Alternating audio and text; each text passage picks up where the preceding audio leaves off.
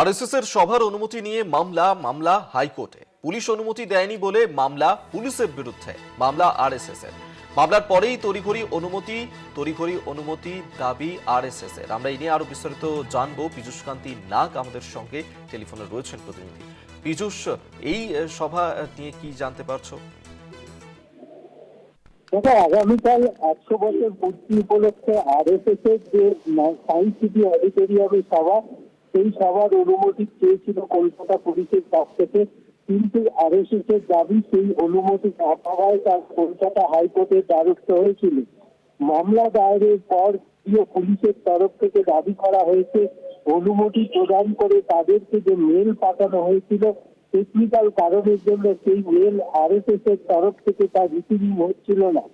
কিন্তু পরবর্তীকালে তারা যখন মামলা দায়ের করে, কলকাতা হাইকোর্টে তড়িঘড়ি বেঞ্চে বসানোর নির্দেশ দেন ভারপ্রাপ্ত প্রধান বিচারপতি।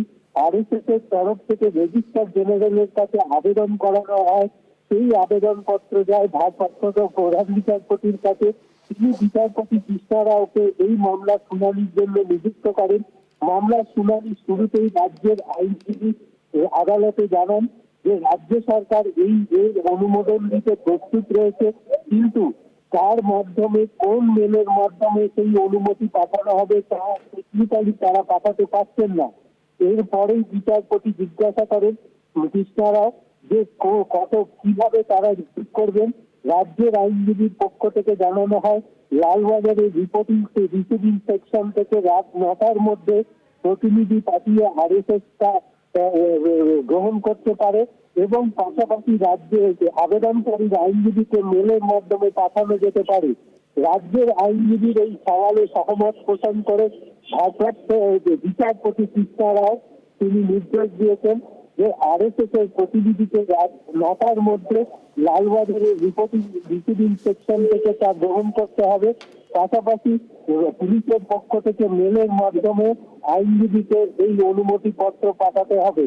ফলে আগামীকালে আরএসএস এর সায়েন্স সিটি অডিটোরিয়ামে 100 বছর পূর্তি উপলক্ষে যে সভার নিয়ে যে জটিলতা সৃষ্টি হয়েছিল, সেই জট অবশেষে কাটল। ধন্যবাদ পীযূষ দা। পীযূষ কান্তি নাগ আমাদের সঙ্গে টেলিফোনে ছিলেন প্রতিদিন।